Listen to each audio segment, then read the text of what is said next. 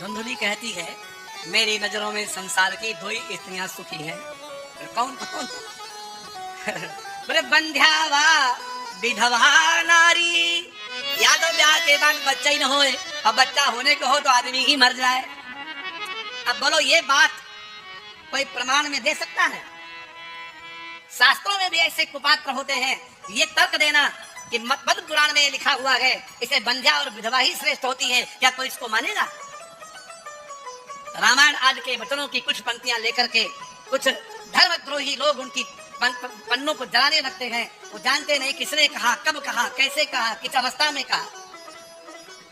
धुंधुली के वचन कभी अनुकरणीय नहीं हो सकते।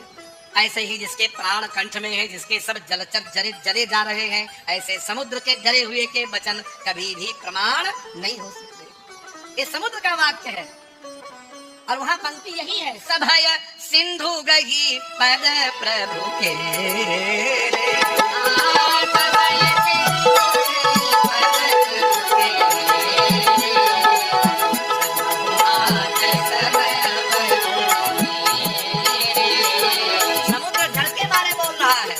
गगन समीर अनल जल धर इनकई नाथ सहज जड़ कर तो प्रेरित माया उपजाए सत्य हेतु सब ग्रंथन गाए प्रभुन चीन मोहि सिख दीनी मर जादा पुनि तुम्हारी कीनी रोर गवार शूद्र बदनाई।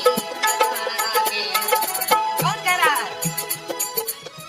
समुद्र के वचनों को तुमने प्रमाण माना और राम जी के वचनों को प्रमाण नहीं माना। जो कहते हैं जाति पाति कुल धर्म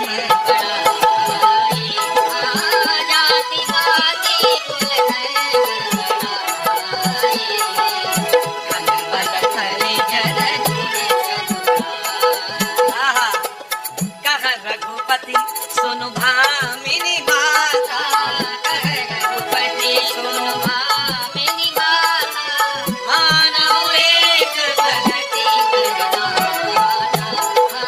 मानव एक भगति करना। भगवान कहते हैं हम भक्ति का नाता मानते हैं, जाति का नहीं, कुल का नहीं, धर्म का नहीं, बड़प्पन का नहीं, धन का नहीं, बल का नहीं, कुटुंब का नहीं। ये नहीं बात दिखाई पड़ती किसी को। दिखाई पड़ती भोल गवार सूर्य प्रश्नारी। ये नहीं सोचते हैं धुंधुली जो बोलेगी वो सुनने लायक नहीं, करने लायक नहीं। समुद्र का वचन प्रमाण देखो जड़ है, वो खुद कहता है गगन समीर अनल जल धरनी इनका ही नाच सहज जड़ करनी। हम तो जड़ हैं। तो महामूर्ख जो बोले है जड़, भला उसकी बात अनुकरणीय कैसे हो सकती है? तो सिद्धांत वचन कैसे हो सकता है? लेकिन लोग लेके उड़ गए, पढ़े नहीं लिखे नहीं। दादाजी